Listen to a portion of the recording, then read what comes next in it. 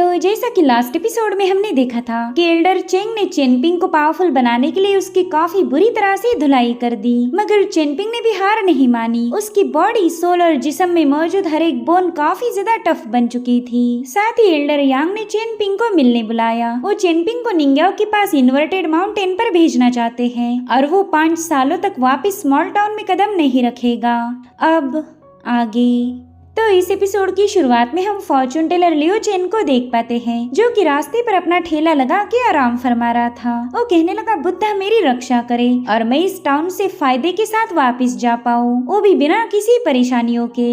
और उतने में शाओलियांग उससे मिलने पहुंच जाती है। लियो चेन पूछने लगा कि बताओ फिर चेनपिंग से मिलकर तुम्हें कैसा लगा। तो शाओलियांग बताती है कि जूनियर अंकल, क्या आपको इस बात का डर नहीं लगा कि मैं चेनपिंग को खत्म कर दूंगी? जिस पर लियो चेन कहने लगा कि अगर तुम उसे मारने की कोशिश करती तो मैं खुद बीच में आकर तुम्हें रोक लेता, और अगर तुम उसे नहीं भी मारती तो भी ये हम्बल डाविस तुम पर जबरदस्ती नहीं करता। मगर तुमने तो बड़ी ही अजीब सी चाल चली। तुमने चेनपिंग को बताया कि जब वो मौत के कगार पर होगा उस वक्त तुम उससे शादी कर लोगी। सच बताओ तो मुझे तुम पर हंसी आ रही है। क्या तुम्हें वाकई ऐसा लगता है कि ऐसी हरकतें करके, ऐसा ईवल बिहेवियर के साथ तुम वाकई कल्टीवेशन की ऊंचाइयों पर पहुंच पाओगी? तुम चेनपिंग की किस्मत उससे छीनना चाहती हो और तुम्हारा ये फैसला मुझे बिल्कुल अच्छा नहीं लगा। अब ये सुनते साथ ही शाओलियांग पैनिक होकर उससे पूछती कि सीनियर आप एग्जैक्टली हो कौन? तो लियो चेन उससे कहने लगे कि ये सवाल तुमने अपने अंकल जो ली से पूछना चाहिए। जिस पर शाओलियांग बताती है कि ये सवाल मैंने उनसे ऑलरेडी पूछ लिया था।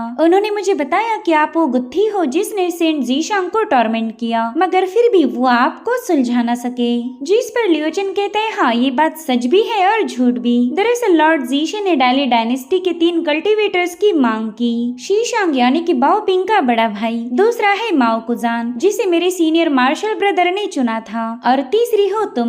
तुम्हें चुनने वाला मैं था क्योंकि तुम उस बात पर चल रही हो जिस पर एक जमाने में मैं भी चल चुका हूँ। हमारे जैसे लोग इल्यूजन्स को ब्रेक करके सच्चाई का पता लगाते हैं। खैर मैंने तुम्हें अपने डिसाइपल बनाने का फैसला लिया, तो क्यों ना मैं तुम्हें अपना एक ट्रेजर दिखाऊं। ये कोई मामूली गिफ्ट नहीं है। जब मैं किंगमिंग हेवन से इस दुनिया में डिसेंड हुआ था उससे पहले ही मैंने ये गिफ्ट मेरे मास्टर से काफी ज्यादा मशक्कत करके ऑब्टेन किया। और अब लियो चेन अपने गिफ्ट की पावर शाओलियांग को शो करने लगा। दरअसल वहाँ मौजूद हर एक चीज समय में पीछे जा रही थी, जो देखकर ही शाओलियांग के तो होश ही उड़ गए। वो कहती है कि आपने तो समय की रेत को पीछे रिवर्स कर दिया। ऐसी शानदार डिवाइन एबिलिटी कोई नॉर्मल कल्टीवेटर पजेस नहीं कर सकता। तभी लियो चेन कहने लगा कि क्यों ना थोड़ा सा टाउन को एक्सप्लोर किया जाए। तुम मेरे पीछे आ जाओ, और हाँ तुम्हें मेरे क्लोज रहना होगा क्योंकि हम दोनों भी अब समय में पीछे जा रहे हैं। यहाँ पर मैं तुम्हें एक बंदे से मिलवाना चाहता हूँ। अब ये सीन यहीं पर कट हो के हम शाओ टोंग को देख पाते हैं, जो कि लेक से मछलियाँ पकड़ रहा था।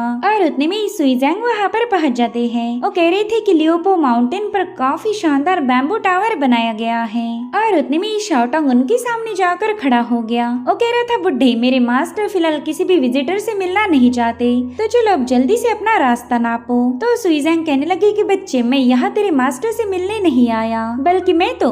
लेकिन तभी शाओ टोंग उनकी बात काटते हुए कहने लगा कि अगर तुम मास्टर से मिलना नहीं चाहती तो फिर यहाँ पर क्यों आए हो? तुम्हें क्या लगता तुम बुड्ढे हो तो मैं तुम पर हाथ नहीं उठा सकता? चलो अब जल्दी से यहाँ से दफा हो जाओ, और अगर तुम्हें हमारे घर में एंटर करना है तो फिर तुम्हें मेरी लाश से गुजरना पड़ेगा। अब इस बेचारे शाओ टोंग को क्या ही पता कि वो इस दुनिया के सबसे भयानक बुड्ढे के मुंह लग रहा है। सुइजैंग अपनी शांत आवाज में उससे पूछ रहे थे कि क्या वाकई तुम मेरे हाथों मरना चाहती हो? अगर तुम्हारी यही ख्वाहिश है तो तुम्हें यहाँ पर लेटाने में मुझे कोई मसला नहीं होगा। जो सुनते साथ ही शाओ टोंग जोर जोर से एल्डर चेंग को आवाजें देने लगा। वो कह रहा था, ग्रैंडपा यहाँ पर एक बुढ़ा मरने आया है, क्या प्लीज आप यहाँ पर आकर इसे कब्र तक पहुँचा सकते हो? लेकिन एल्डर चेंग तो बैठे बैठे खराटे मार रहे थे। तो शाओ टोंग सुइजैंग से कहने लगा कि अब तो तुम गए काम से।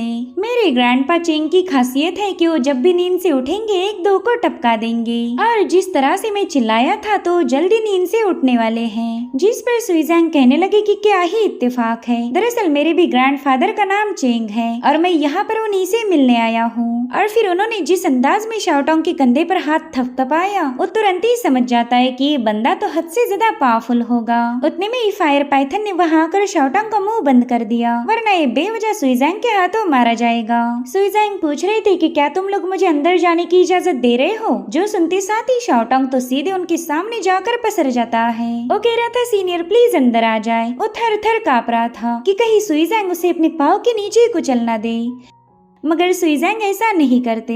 और अब एल्डर चेंग और सुइजैंग आमने सामने थे। एल्डर चेंग सुइजैंग से पूछने लगे कि तुम इतने जल्दी बुढ़े कैसे हो गए, जिस पर सुइजैंग जवाब देते हुए बताने लगे कि 20 साल की उम्र में मैंने अपना घर छोड़ दिया था और तब से ही सेंट्रल कॉन्टिनेंट में भटकता रहा। उसके बाद 100 सालों तक राइज एंड फॉल होता गया, फिर मैंने अपना सेक्ट भी छोड़ दिया। उसके बाद का सारा समय मैंने डाली डायनेस्टी में गुजार दिया। मैं अब वो बच्चा नहीं हूँ जिसे आप एटिक में पढ़ाई करने के लिए बंद कर देते थे। और अब आप भी सुई फैमिली के वो पैट्रियार्क नहीं रहे जो हमेशा किताबों में खोए रहते थे। हम दोनों भी बुढ़े हो गए, समय की मार से कोई भी बच नहीं सकता। जिस पर एल्डर चेंग कहने लगे कि मेरा तो ठीक है, लेकिन तुम्हारी हालत इतनी खराब नहीं होनी चाहिए थी। तो सुइजैंग कहते हैं कि घर छोड़ने के बाद मैंने अपना नाम सुईचान से सुइजैंग में बदल दिया। मेरी सोल को मैंने 2 हिस्सों में स्प्लिट किया था और अब मेरा एक यंग फॉर्म भी है। इधर दोनों पाइथन इनकी बातें सुनने की कोशिश कर रहे थे। वहीं पर सुइजैंग बताने लगे कि मेरा यंगर वर्जन काफी ज्यादा स्मार्ट और नेक दिल है। उसे भी पहाड़ों और रिवर्स को देखकर खुशी मिलती, तो वो आपको काफी ज्यादा पसंद आएगा। जिस पर एल्डर चेंग कहने लगे कि भले ही तुम्हारी यंग फॉर्म नाइव और नेक दिल है, लेकिन वो मेरा ग्रैंडसन नहीं हो सकता।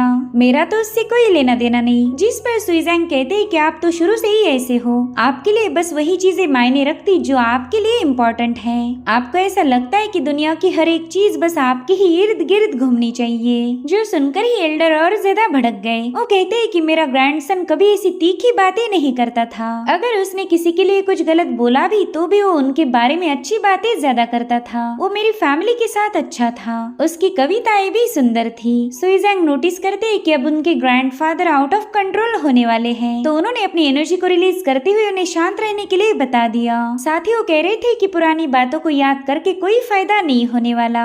आप चाहे उन्हें कितना भी क्यों न खंगालो, आपके हाथ में हमेशा धूल आएगी। तो एल्डर चेंग कहने लगे कि तुम डैली के एडवाइजर बन चुके हो, एक ऐसा शख्स बन गए जो इस आधे कॉन्टिनेंट की तकदीर को अपने हाथ में लेकर घूमता है। मगर फिर भी तुम्हें इतनी भी अकल नहीं कि अपने ग्रैंडफादर के साथ बात कैसे करनी चाहिए। अगर मैं तुम्हें ठीक से ना देखूं तो पहचान भी नहीं पाऊंगा कि तुम मेरा ही खून हो। जिस पर सुइजैंग कहते हैं कि इंसान का दिल बहती हुई नदी जैसा है। अगर ये नदी फ्लो ना होकर एक जगह पर जम जाए तो उसमें मौजूद पानी भी सड़ जाएगा। तो आपने भी अपने दिल को खुली रिवर जैसे बहने देना चाहिए। तभी एल्डर चेंग उससे कहते हैं कि तुम अपने साथ जू नाम के तलवारबाज को लेकर घूम रहे हो। जू के अलावा 2 और पावरफुल फिगर स्मॉल टाउन में पहुंच चुके हैं। एक तो है वो मोटा एंसेस्टर साउजी और दूसरा है लॉर्ड जीशे। तो चलो बताओ अब तुम्हारा क्या प्लान है, तुम अपने ग्रैंडफादर से क्या चाहते हो। जिस पर सुइजैंग कहने लगे कि ये बात तो आपकी हिम्मत पर निर्भर करेगी। दरअसल मैं चाहता हूँ कि आप बाइजू लिजाओ नॉर्दर्न कॉन्टिनेंट के हेवनली लॉर्ड जीशे को खत्म कर दीजिए। वो बंदा हमसे 3 कल्टीवेटर्स की मांग कर रहा है और मुझे नहीं लगता कि डैली इसके लिए राजी होगी। जिस पर एल्डर चेंग कहने लगे कि भला उसे मारने में मुझे कौन सी दिक्कत हो रही, बताओ फिर तुम उसे रास्ते से हटाना कब चाहते हो। जिस पर सुइजैंग कहती कि ना, इतनी जल्दी हमें उसे खत्म नहीं करना, आफ्टर ऑल वो हमारा मेहमान है। लेकिन अगर जीशे ज्यादा नखरे दिखाए तो मैं चाहता हूँ कि मेरे ग्रैंडफादर उसे मारने में जरा भी हेजिटेट ना करे। और उतने में एल्डर ने इन दोनों पाइथन्स को नीचे पटक दिया। शॉटंग कह रहा था कमाल है, बुढ़ा तो हमें दिल ही दिल में गालियां भी नहीं देने देता। और अब हम सीन शिफ्ट होकर हेवनली लॉर्ड जीशे को देख पाते हैं। वेल, इन्हीं को मारने का टास्क सुइजैंग ने अपने ग्रैंडफादर को दे दिया था। जीशे कहने लगे कि शिनसाओ सेक्ट की शाओलियांग, जेनु माउंटेन का माओ कुजान और स्मॉल टाउन का शिशांग। मैं भी देखना चाहता हूँ कि इन तीनों में से डाली डायनेस्टी कितने बंदे मेरे हवाले करेगी। वही दूसरी तरफ एंसेस्टर साउजी कह रहे थे कि जीशे तो काफी ज्यादा शातिर निकला। वो ली शिशांग की मांग करके उस फॉर्चून पर कब्जा करना चाहता है जो कि उसका कभी था ही नहीं। जीशे का डाविस सेक्ट तो वाकई काफी ज्यादा चालाक निकला। उसे तो लगा था कि हम उसकी चालबाजी को कभी पहचान नहीं पाएंगे। और अब एंसेस्टर साउजी लॉर्ड जू से कहने लगे कि अगर जीशे के साथ हमारी बातचीत बेकार हुई तो तुम्हें पता है उसके साथ क्या करना है। जिस पर लॉर्ड जू कह रहा था कि मैं तो उसे ऑन द स्पॉट खत्म कर दूंगा। और अब सीन शिफ्ट होकर हम सन नाम के बंदे को देख पाते हैं जो कि एल्डर चेंग से मिलने के लिए बैम्बू हाउस के सामने पहुंच चुका था। उसने वहां आते साथ ही इन दोनों के सामने रिस्पेक्ट पेश की। तभी सुइजैंग सन से कहने लगे कि मैं काफी देर से तुम्हें नजरअंदाज कर रहा था, मगर तुम तो मेरा पीछा करते हुए यहाँ पहुँच गए। जिस पर सन कहता है कि मैं तो एल्डर चेंग को फॉलो कर रहा था। दरअसल आपके ही सुई क्लैन का ऑर्डर है कि एल्डर चेंग जो कि उनके पैट्रियार्क है उन पर नजर रखी जाए। अगर किसी ने भी एल्डर पर स्नेक अटैक किया तो मैं उन लोगों से निपट लूंगा। खैर, मेरा यहाँ आने का एक और मकसद है। दरअसल मैं पैट्रियार्क चेंग के साथ एक मुकाबला करना चाहता हूँ। मैं जानता हूँ सुई क्लैन के पैट्रियार्क अपने बॉक्सिंग के लिए फेमस हैं। तो अगर मैं उनसे थोड़ा सा नॉलेज गेन कर पाऊँ तो मेरी जिंदगी सुधर जाएगी। जिस पर एल्डर चेंग कहते, लड़के जरूर से तुझे जिंदगी जीने का जान प्यारा, इसलिए तो तुम मेरे साथ मुकाबला करना चाहते। जिस पर सन कह रहा था कि आप तो पूरे नॉर्दर्न कॉन्टिनेंट में फेमस हो, आप तो बस अपनी ब्रूट फोर्स के दम पर ही 10वीं रैंक पर पहुँच पाए। जब आप पंच करते हो तब पूरा इलाका शेक हो जाता, और इसीलिए तो मैं यहाँ आया ताकि आपकी पंचिंग टेक्निक का थोड़ा सा नॉलेज हासिल कर पाऊँ। और अगर आपसे ये टेक्निक सीखने के चक्कर में मैं मर भी जाऊँ तो भी मुझे गम नहीं होगा। अब ये सुनते साथ एल्डर चेंग भी जोश में आकर फटाफट से उसके सामने कूद गए। वो कहते हैं कि तुम छठे राउंड के कल्टीवेटर हो और यहाँ पर तुम मुझे गार्ड करने नहीं आए थे, बल्कि तुम तो मुझसे मेरी टेक्निक सीखना चाहते हो। तो सिर्फ सेल्फिश रीजन और खुद के फायदे के लिए तुमने मुझे कई दिनों तक फॉलो किया। तो बताओ, क्या मेरा अंदाजा सही निकला?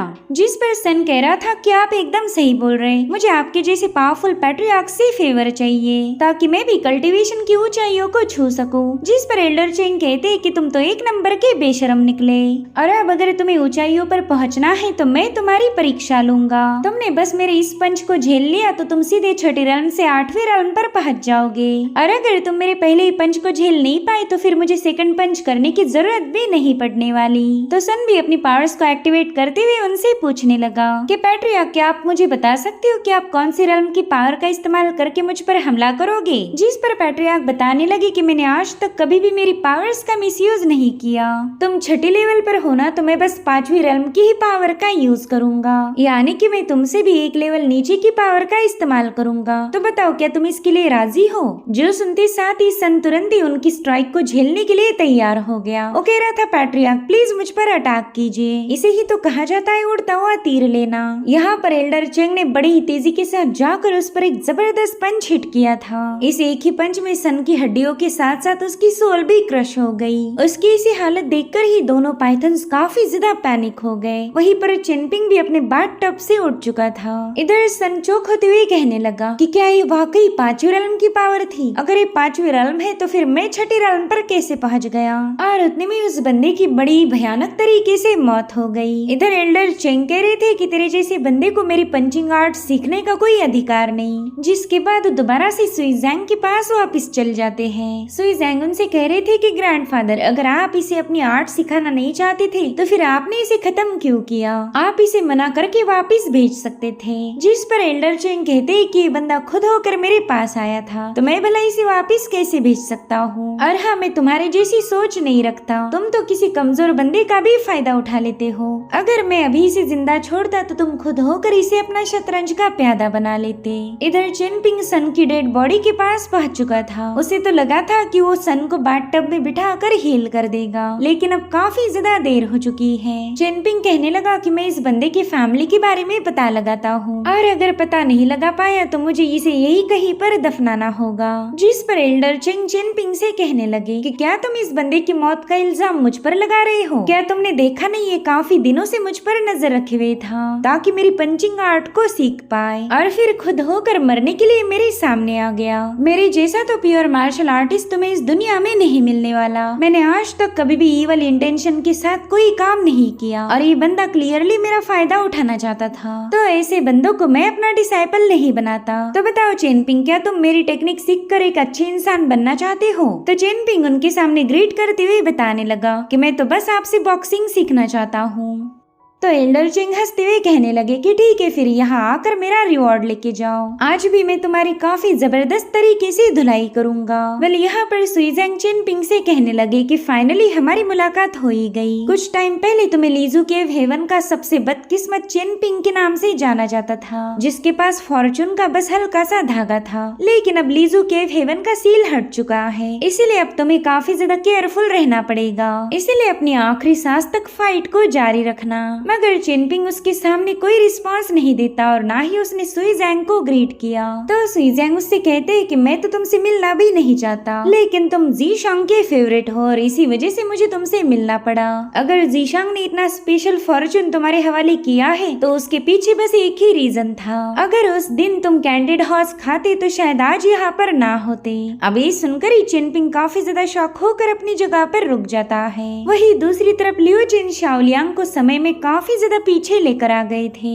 इनफैक्ट ये लोग चेनपिंग के बचपन में पहुँच गए जहाँ पर चेनपिंग एक कैंडिड हॉर्स को खाना चाहता था। वो अपने हाथों में जो सिक्के थे उन्हें बार बार गिनता रहा। तो लियो चिन शाओलियांग से कहते हैं कि जरा मुझे बताओ चेनपिंग के दिल में क्या चल रहा होगा। जिस पर शाओलियांग बताने लगी कि चेनपिंग कैंडिड हॉर्स को खाना चाहता है मगर वो अपने पैसे भी खर्च करना नहीं चाहता। और उतने में वो कैंडिड हॉर्स वाला जो सेलर था उसने एक स्टिक उठाकर चेनपिंग के सामने ऑफर की। वो कहने लगा ये लो इसे खा लो, तुम्हें पैसे देने की भी कोई जरूरत नहीं। जो सुनते साथ ही चेनपिंग ने खुश होकर अपना हाथ आगे बढ़ाया, लेकिन फिर अचानक से उसका इरादा बदल गया। वो फ्री में इन कैंडिड हॉर्स को खाना नहीं चाहता था, इसीलिए वो अपनी ख्वाहिशों को मारकर वहाँ से वापस लौट गया। दरअसल ये कैंडिड हॉर्स बेचने वाला बंदा था लू क्लैन से और इसका नाम है जोजी। लियो चिन बता रहे थे कि ये बंदा 14वीं रेल्म पर पहुंच चुका है और ये जीनियस यहाँ आया था चेनपिंग की परीक्षा लेने।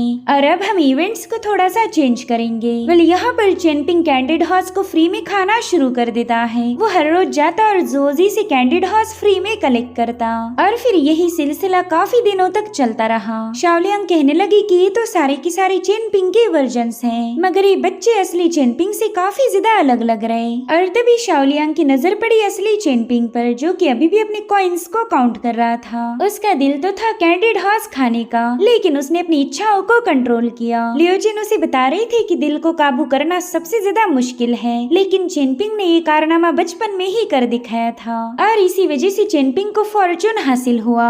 खैर मैंने ये सब तुम्हें इसलिए दिखाया था कि तुम समझ पाओ कि हमारी ख्वाहिशों को कंट्रोल करना कितना ज्यादा इम्पोर्टेंट है। वैसे अब तुम मेरी डायरेक्ट डिसाइपल बन चुकी हो, तो इसलिए आगे चलकर तुम नॉर्दर्न कॉन्टिनेंट में अपना खुद का एक सेक्ट ओपन कर पाओगी। जो सुनते साथ ही शाओलियांग ने तुरंत ही जाकर लियो चिन के सामने अपना सिर झुका दिया। फाइनली शाओलियांग ने उसे अपना मास्टर बना लिया था। वही दूसरी तरफ सुइजैंग चेनपिंग को बता रहे थे कि इस दुनिया के तौर तरीके काफी ज्यादा कॉम्प्लेक्स हैं। अगर बचपन में तुमने वो फ्री वाला कैंडिड हॉर्स एक्सेप्ट किया होता तो आज तुम्हारे पास ये फॉर्चून नहीं रहता, तुम उसी वक्त सब कुछ लॉस्ट कर देते।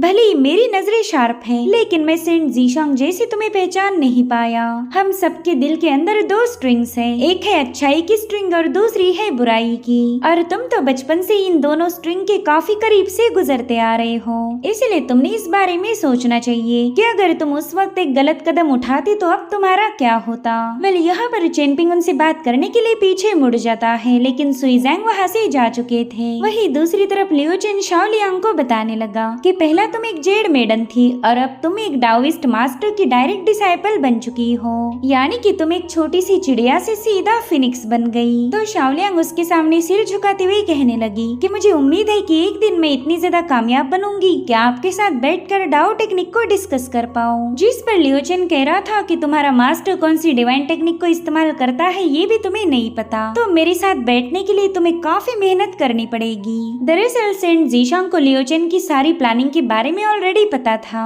वो कहते डाओइस्ट लियो चिन तुम जरा भी स्पेशल नहीं हो। वही दूसरी तरफ फायर पाइथन चेनपिंग को एक लेटर दे देती है। अब ये लेटर किसने भेजा था ये तो हमें क्लियरली बताया नहीं गया, मगर चेनपिंग इस लेटर को देख थोड़ा सा परेशान हो गया। साथ ही हमें वो सीन भी दिखाया जाता है जहाँ पर सेंट जीशांग ने चेनपिंग को बता दिया था कि जेंटलमैन को भी फंसाया जा सकता। सच बताओ तो मैं भी एक सेंट बनना नहीं चाहता, बल्कि मैं तो बस एक जेंटलमैन हूँ। गाइस आपको ये सीन थोड़ा सा कंफ्यूजिंग लग सकता है कि सेंट जीशांग की तो मौत हो गई, फिर वो चेनपिंग के साथ क्या कर रहे हैं। दरअसल लियो चिन ने अपनी पावर्स का इस्तेमाल करते हुए समय को पीछे ढकेल दिया है और इसी वजह से हम सेंट जीशांग को देख पा रहे। और तभी सुइजैंग उनके सामने पहुंच जाते हैं। लियो चिन शाओलियांग को बता रहा था कि इस दुनिया में ऐसे कई सारे लोग होंगे जिनसे तुम्हें बार बार मिलने की इच्छा होगी, मगर यहाँ पर कुछ लोग ऐसे भी हैं जिनसे की हुई एक ही मुलाकात जिंदगी भर के लिए काफी हो जाती। तुम्हारा दोबारा से उन लोगों से मिलने का मन नहीं होगा। और उन्हीं में से एक है डाली के नेशनल एडवाइजर सुई जैंग। इन्हें तो हमारी हावरान वर्ल्ड के शेर के नाम से भी जाना जाता। एक ऐसा पावरफुल टाइगर जिसका कोई मुकाबला नहीं कर सकता। और अब इस सीन यहीं पर कट होकर हम बाओजिन की कैरेज को देख पाते हैं, जो कि अपने बड़े भाई शीशांग को याद करते हुए कहने लगा कि पता नहीं तुम उस चेनपिंग के साथ इतने अच्छे से कैसे रह लेते हो। मेरे ख्याल से आपके दिल में गिल्ट है कि आपने चेनपिंग का अधिकार छीना।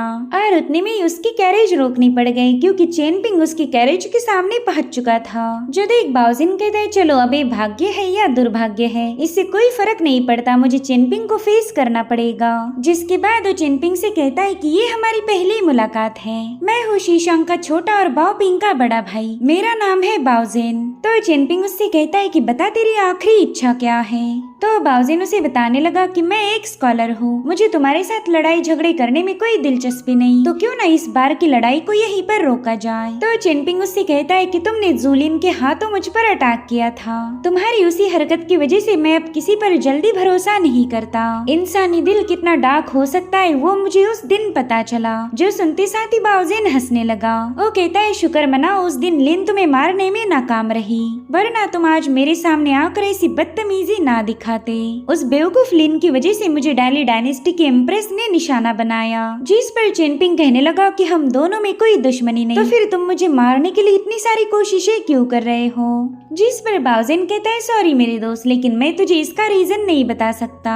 तो चेनपिंग उससे कहता है कि रीजन तो तुझे बताना होगा, ताकि जब मैं तेरी छोटी सिस्टर से मिलने जाऊँ तब मेरे पास इसका जवाब होना चाहिए कि मैंने तुझे खत्म क्यों किया था। तो बाओजिन उससे कहता है कि सच बताओ तो तू हमारी ली फैमिली का दोस्ती नहीं बनना चाहिए, तुझे पता ही नहीं कि मेरे बड़े भाई ने तुझसे क्या छीना है। अभी इस यहीं पर कट होकर हम लॉर्ड जीशी को देख पाते हैं। वो कहते हैं कि डाली डायनेस्टी अभी तक मेरी मांगे पूरी करने के लिए राजी नहीं हुई, तुम लोग मुझे यहाँ पर रोक के बस मेरा वक्त जाया कर रहे हो। उतने में एंसेस्टर साउजी उससे कहने लगा कि मेरे दोस्त बताओ तुम्हें वो 3 डिसाइपल क्यों चाहिए, उन 3 कल्टिवेटर्स में ऐसा क्या है जो तुम उन्हें हासिल करने के लिए डाली डायनेस्टी के दुश्मन बन गए। वैसे स्मॉल टाउन के हर एक बच्चे का लाइफ पोर्सिलेन मौजूद है और उन सबके नाम एक रिकॉर्ड में शामिल है, लेकिन इन कुछ सालों में उसमें से कुछ नाम मिसिंग हो गए। तभी सोड कल्टिवेटर जू कहता है कि चेनपिंग का पोर्सिलेन बचपन में ही शाटर हुआ था, इसलिए चेनपिंग का नाम उस रिकॉर्ड में नहीं है। दूसरा बंदा है डाली का प्रिंस सॉन्ग जिनशिन, वो यहाँ पर पैदा नहीं हुआ था, इसलिए उसका भी रिकॉर्ड में नाम मौजूद नहीं। लेकिन हम तो उस तीसरे बंदे को लेकर थोड़ा सा क्यूरियस हो गए, उसका नाम है ली शीशांग। वही दूसरी तरफ बाओजिन चेनपिंग को बता रहा था कि मेरा बड़ा भाई शीशांग मुझसे बेइंतहा प्यार करता है, लेकिन मुझे वो बंदा शुरू से ही पसंद नहीं। मेरा तो छोड़ दो, मेरी मदर भी उससे प्यार नहीं करती और इसी वजह से मैंने मेरे बड़े भाई पर बचपन से ही ध्यान रखा।